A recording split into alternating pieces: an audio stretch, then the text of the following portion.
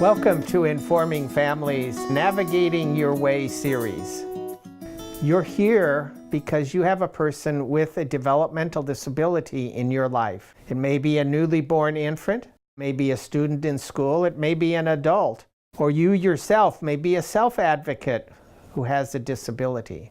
No matter what the situation, you will find that information is key to the decisions that you will make across the lifespan. Some of that information relates to formal services and the various systems that support people. Some of the information are connections in your local community.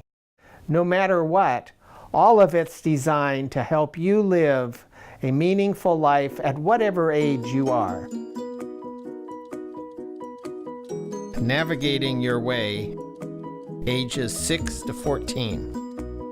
Once your child is established in elementary school, it's important to start planning for the changes and challenges that lie ahead as your child transitions to middle school, high school, and beyond. Understanding the educational and service systems will be important, but equally important is getting connected with other families and the broader local community supports.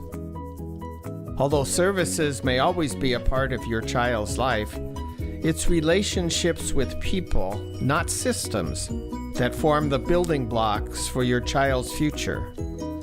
As you and your child move through this stage of life together, never give up thinking about ways to ensure that they are included in school and in your local community. Inclusion is key to your child's ability to live a full life and pursue their dreams. Make a conscious effort to build social connections that will follow your child into adulthood.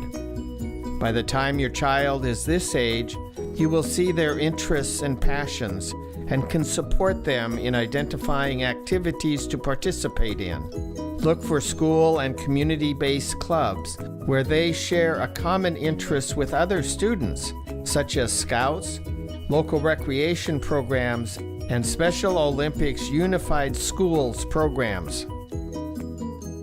Unified programs bring students with and without disabilities together to participate in sports and other school events that promote an inclusive school environment. More and more schools are participating in unified programs. If your school does not participate in a unified program, ask your principal, special ed teacher, and/or athletic director to contact Special Olympics Washington to learn how to become a unified school.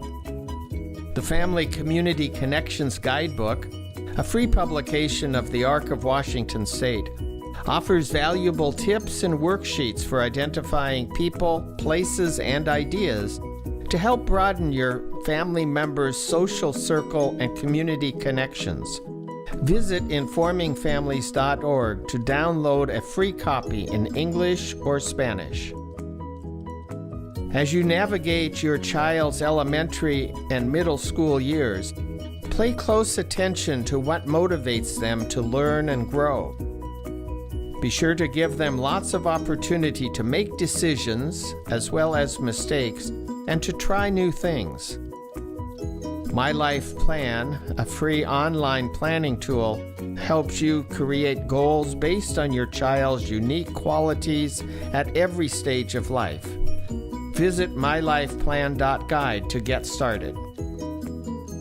From preschool to adulthood, you'll find yourself navigating not one, but three large systems: education, publicly funded services, and healthcare.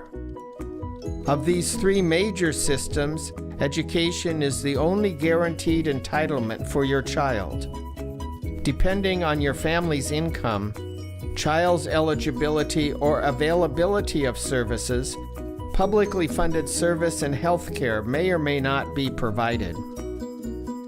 Thanks to the Families Before You and the Individual with Disabilities Education Act, known as IDEA, public schools must provide your child with a free, appropriate public education from age 3 to 21. Every student is entitled to have an individualized education program known as an IEP. It's specially tailored to meet their learning strengths and needs. An IEP includes educational goals and objectives, in addition to related services as needed, such as speech, physical, or occupational therapies, assistive technology, counseling, and other aids and services that enable your child to receive a free, appropriate public education. Be sure to include your child, the student, in the IEP process to the best of their age and ability. This not only helps ensure that their goals and interests are heard, but also helps them build self-advocacy skills. Even with state and federal laws to ensure your child's right to an education, it takes a lot of hard work to see that your child gets education and services he or she needs. No one knows your child better than you do. So when it comes to making decisions regarding his or her education, it's important to speak up and ensure your child's interests are being met. Organizations such as Parent to Parent and Partnership for Action Voices for Empowerment will help you learn how to be your child's best advocate. Visit arcwa.org/getsupport to find a parent-to-parent office near you. For assistance from PAVE, visit wapave.org. The Office of the Education Ombuds, OEO, resolves complaints, disputes, and problems between families and public schools. The OEO is independent of the public school system and provides an alternative to costly lawsuits and administrative hearings. For more information, call 1-866-297-2597 or visit oeo.wa.gov.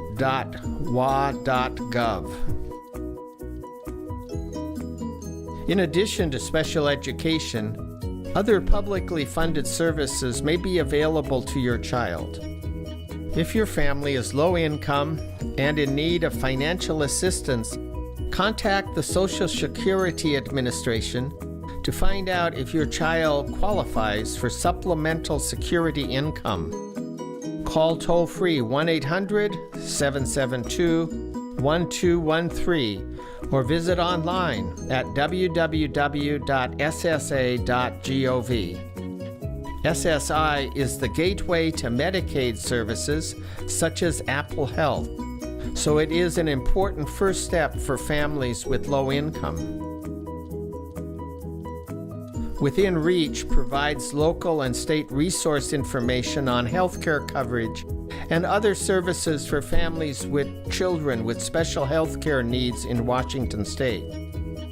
For answers to your healthcare questions, call the Family Health Hotline toll-free at 1-800-322-2588 or visit www.withinreachwa.org. You can also apply for Apple Health directly by visiting wahealthplanfinder.org. If your child is eligible for Apple Health, an important benefit is called EPSDT, which stands for Early Periodic Screening, Diagnosis, and Treatment. With EPSDT, children can get a regular checkup and treatment for medical issues found during an exam up to age 21. Call 1-800-562-3022 and ask about EPSDT services for your child. Many home and community-based services, such as personal care, respite, and therapies, are administered through the Developmental Disabilities Administration. DDA is the state agency that provides case management and supportive services for children and adults with intellectual and developmental disabilities in Washington State. Learn about services and eligibility at dshs.wa.gov/DDA. You can also sign up for DDA news updates by clicking on the box to the right of the home page. Children who are not eligible for DDA may be eligible for personal care services through Community First Choice if they are on SSI. Assessments for this service are conducted by DDA for all children, including those who are not eligible for DDA. So if your child is denied eligibility for DDA services and is receiving SSI, you can still ask DDA for a personal care assessment. As your child moves through each stage of life, keep in mind that services and benefits are just a part of the picture. Support can come from relationship with family, friends, and others in the community, as well as assistive technology, local resources, and a person's own strengths and abilities. The STAR Forum can help you identify sources of support to reach any goal. Many families use the STAR Forum at IEP meetings or with new staff to give an idea of the student's interests and goals. To learn more, visit informingfamilies.org/star. Start planning ahead to those high school transition years and beyond. A special needs trust, such as the DD Endowment Trust Fund, shelters and protects assets that would otherwise disqualify your child from government benefits such as SSI and Medicaid. Visit ddetf.wa.gov to learn more.